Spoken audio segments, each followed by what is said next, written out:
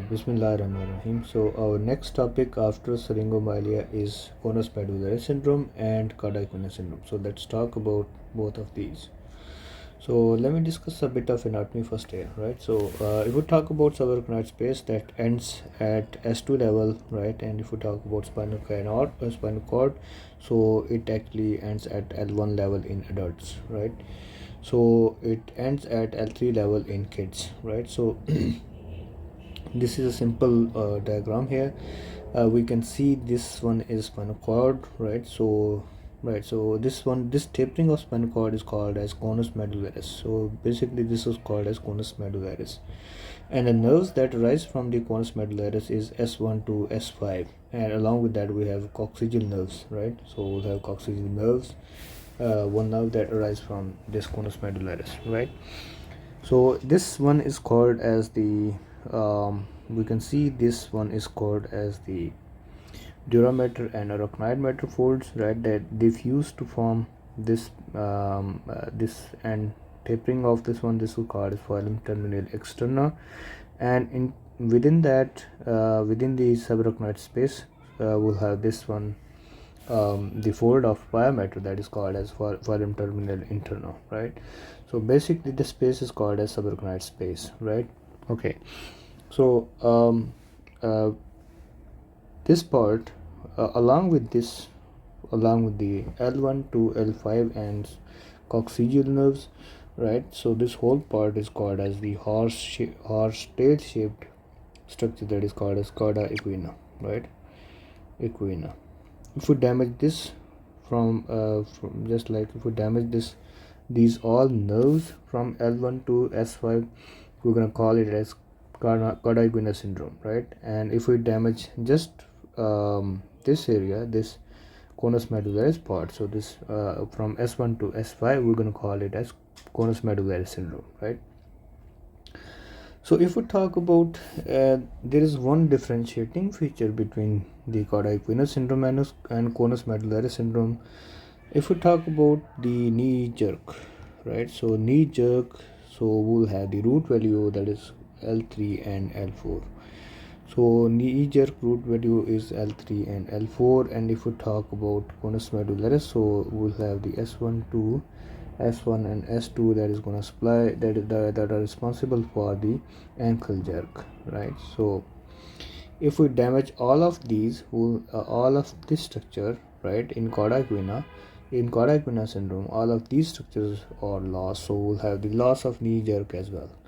And if we talk about conus medullaris, so only ankle jerk will be lost in these patients, and knee jerk will be preserved. So this is only one differentiating point between these two. So let's talk about some differences between the conus medullaris and Cauda Equina. So the nerves involved are from S1 to S5, right? While in Cauda Equina syndrome, from L1 to S5, all of these nerves are lost. So the cause of conus medullaris is the metastasis from the CA prostate, right? And the cause of Cauda Equina syndrome is trauma, right?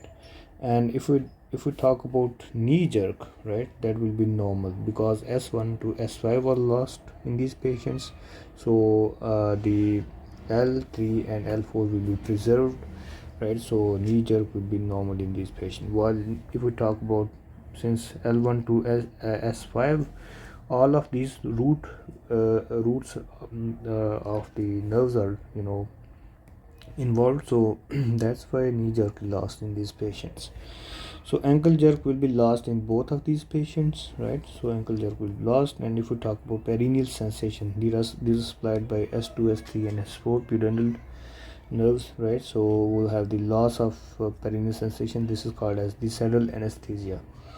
We're gonna see the saddle anesthesia in Cauda Equina syndrome as well, right? Because of the loss of the sacral and lumbar nerves.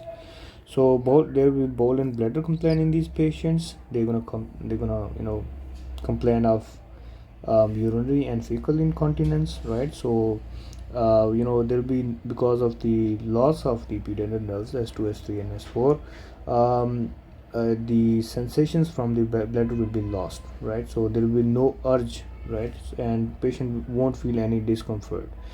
Bladder is gonna pile up with the large amount of urine when it fills completely. So this is gonna contract at once, and this will a patient will pass urine a large amount of urine at once without any warning sign.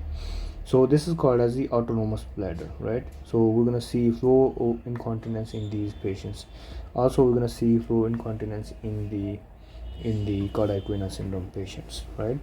Overflow incontinence, right? So when bladder fills up with a large amount of urine, so the detrusor muscle is gonna contract, and that it is gonna compel to pass a large amount of urine at once, right? So this is called as overflow incontinence. So another differentiating point is radicular pain. This will be positive in the Cauda Equina syndrome, and this will not be present in Conus Medullaris syndrome. So we can see these metastases in the Conus Medullaris, right? So cause of Conus Medullaris is metastasis, while the trauma is the cause of the Cauda Equina syndrome, right? So that's all about Cauda Equina and Conus Medullaris. Just remember one point, that is knee jerk will be lost in the Cauda Equina syndrome, and it will be preserved in Conus Medullaris syndrome. That's all for today.